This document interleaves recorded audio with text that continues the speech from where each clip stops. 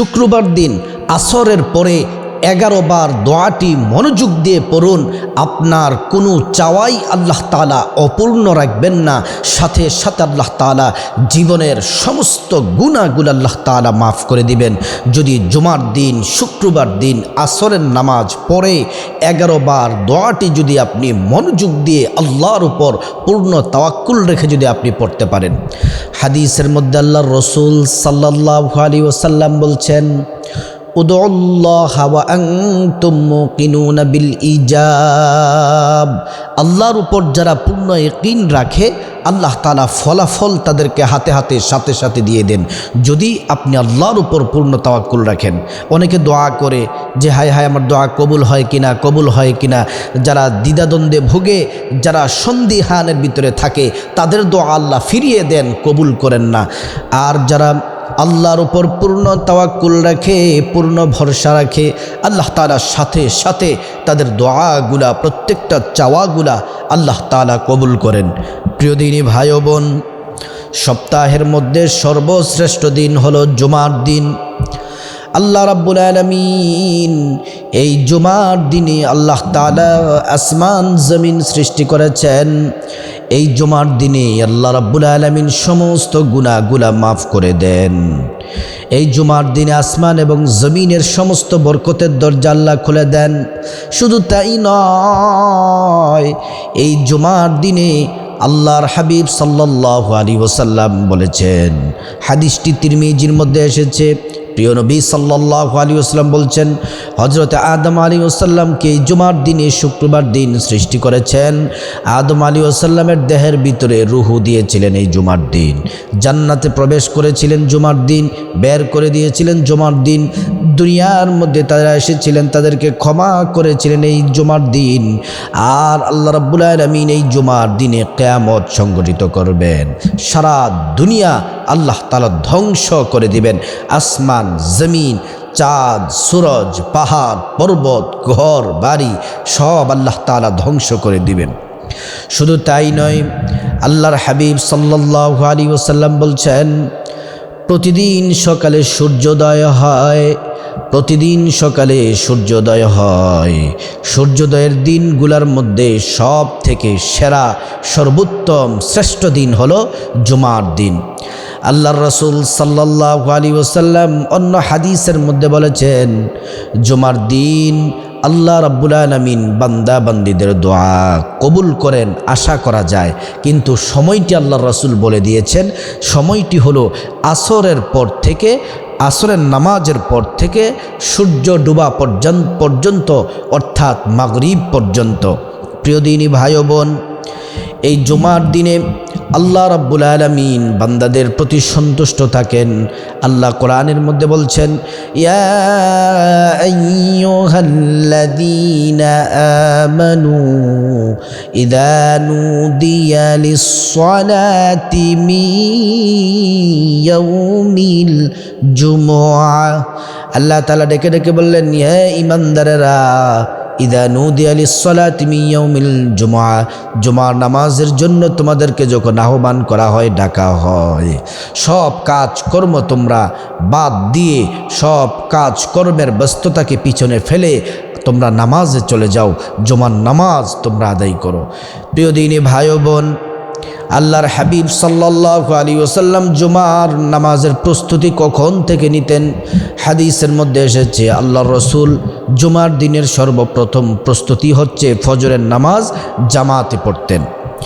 আর নবীজির স্ত্রীদেরকে ডেকে বলতেন, ও আমার স্ত্রী, তোমরা সময় মতো বাসার মধ্যে তোমরা নামাজ পড়ো।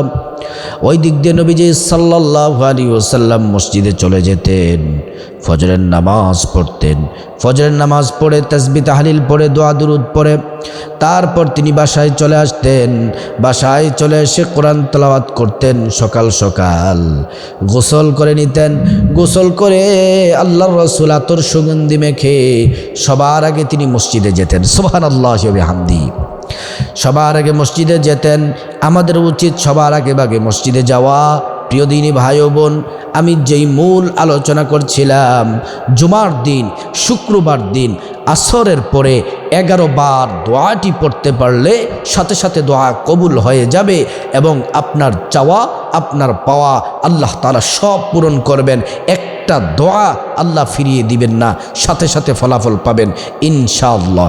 প্রিয় দিনী ভাই ও বোন, আমলটি কিভাবে করবেন আমি বলে দিচ্ছি। প্রথম নাম্বার শর্ত হচ্ছে 5 ওয়াক্ত নামাজ পড়তে হবে। আর বিশেষ করে জুমার দিন আসরের নামাজ অবশ্যই পড়বেন, কারণ আমলটা আসরের নামাজ পড়ে তারপরে 11 বার পড়তে হয়।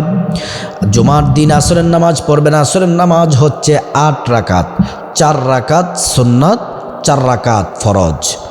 মহিলারা বাসার মধ্যে 8 রাকাত নামাজ পড়বেন, আর যারা পুরুষ আছেন, মুসলিম ভাইরা আছেন, মসজিদে জামাতের সাথে আদায় করবেন।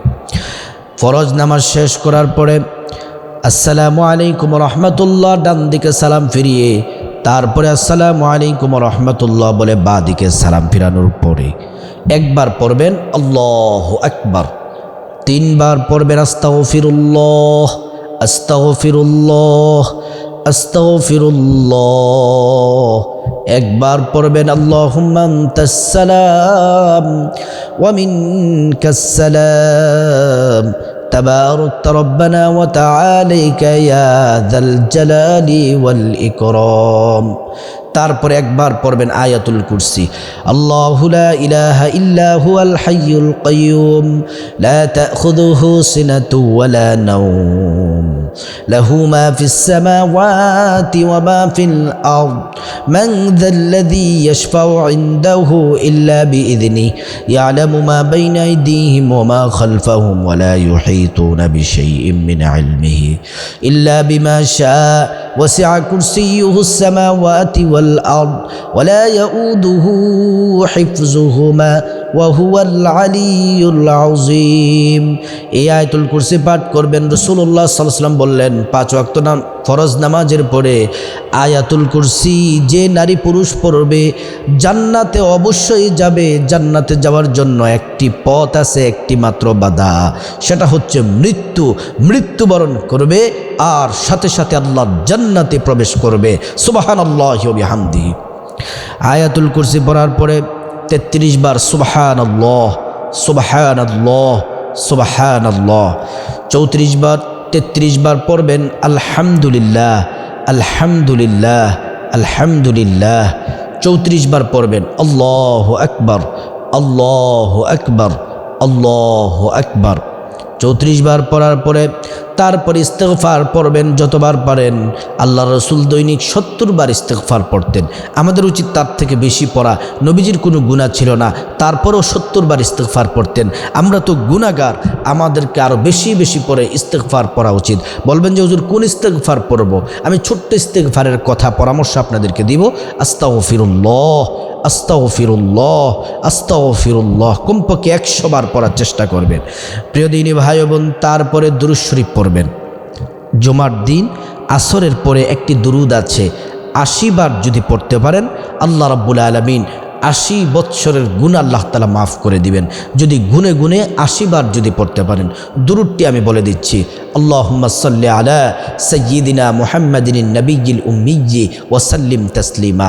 আল্লাহুম্মা সাল্লি আলা সাইয়্যিদিনা মুহাম্মাদিন নবিয়্যিল উম্মিয়্যি ওয়া সাল্লিম তাসলিমা। এই দুরূদটি 80 বার পড়বেন। প্রিয় দিনী ভাই বোন, এবার আসল কথায় আসি। যেই দোয়াটি পড়বেন 11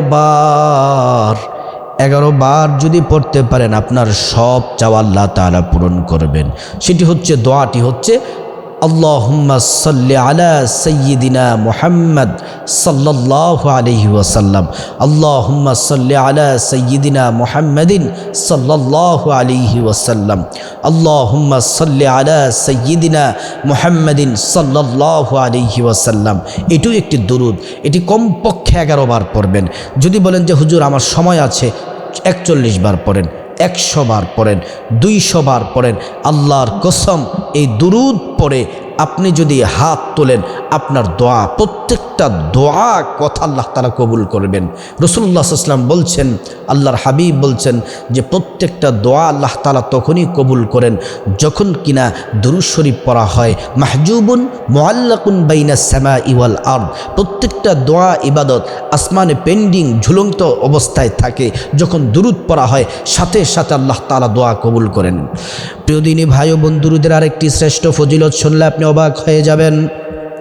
আল্লাহর রাসূল সাল্লাল্লাহু আলাইহি ওয়াসাল্লাম বলছেন, আমার উম্মত যদি নারী হোক পুরুষ হোক দৈনিক 1000 বার যদি দুরূদ পড়ে, 1000 বার যদি দুরূদ পড়ে, আল্লাহ রসুল বলছেন ওই উম্মত নারী হোক পুরুষ হোক ছেলে মেয়ে যেই পড়ুক না কেন, মৃত্যু ততদিন পর্যন্ত হবে না যতদিন পর্যন্ত আল্লাহর জান্নাত সে না দেখবে।